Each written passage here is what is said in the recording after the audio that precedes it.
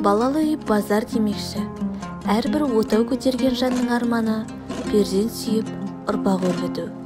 Үйдің үлкендері де балам, балым, баламның баласы жаным деп немере сүйгісі келеді.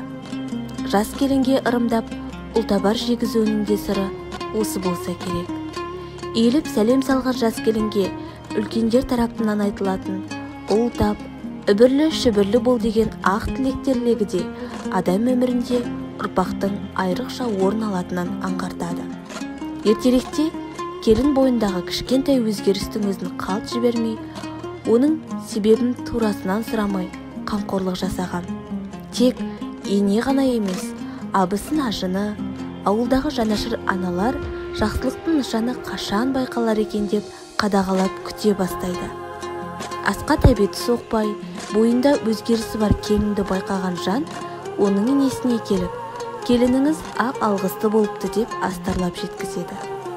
Жөн білетін ене бұл қуанышқа ризашылығын білдіріп, құлақ сүйіншісін береді. Мұнан кейін сол үйдің енесі ақ орамалды үлкен үйдің оң босағасына байлайды. Бұл келіннің ақ алғысты болғанын өзгелерге жеткізіп, жақсылықты жариялау. Сол белгіні көрген ауыл адамдары да оған құрметпен қарап, қол көмегін көрсетуді өздеріне парыз санаған. Ұрпақ қамын ойлаған ардақты ене арнайы дастархан жайып, ауылдағы елдерді қонаққа шақырған. Бұл дәстүр құрсақ шашу, кейде құрсақ той деп те аталған.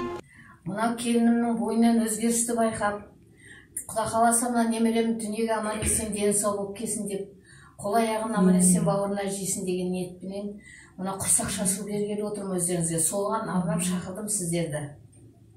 Айналайын, мұның дұрыс екен. Қуанышыңды Алла ұзағынан сүйіндірсін. Келінің Құда қаласа аман есен босанып, қол аяғын жиып алсын бауырына. Тілеріңіз ауымен айтқаныңыз келсін. Рахмет. Иә, шешей. Келініңіздің алғысты болғаны құтты болсын. Иә, апа, мен де сіздің құрсақ шашу тойыңызға құр келмедім. Бірақ келініңіздің түрлі жеміс-жидектер жегісі кеп жатқанын естіп, өзімнің жеміс-жидектерімді ала келдім. Келін ала қой. Мен де құр ол келген жоқпын, келін жат. Не дейді? Ас болсын. Рахмет. Көп жаса айналайын, Тәңір тілеуіңді берсін. Ал енді абысындар келіннің көңілі көтерілсін деп бір әуелетіп ән салып жіберейік. Иә, сөйтіңдер, ән салайық. Көтерілсін, ән салып отырыңдар. Ән шыртыңдар. Yes.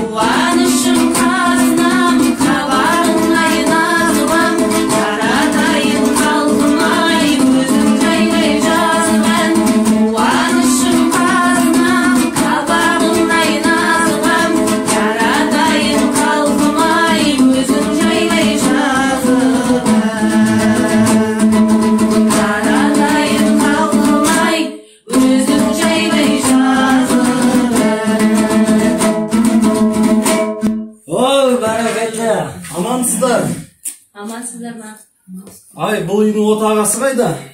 Үй артында қашып жүр ау шамасы. Дұрыс айтасың Дүреге. Жас балаша қуанып далада ойнап жүр ау доп деп шамасы. Ай, сайрауларын қараш бұлардың.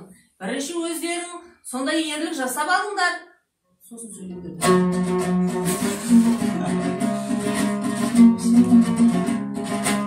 Әудемдер.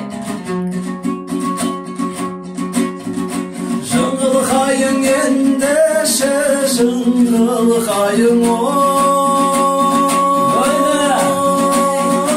ауылыңда қыз бар ма бізге дайын жеңешай.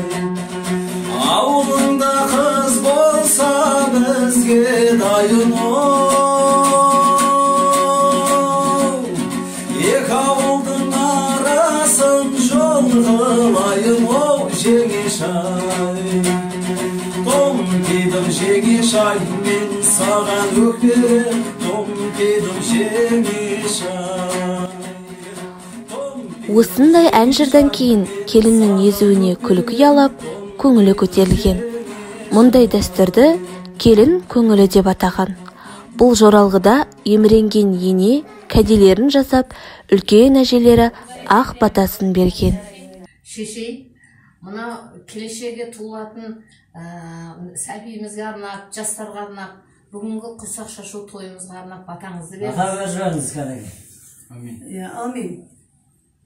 Сұрасаң көтер білекті, ерейін бата тілекті.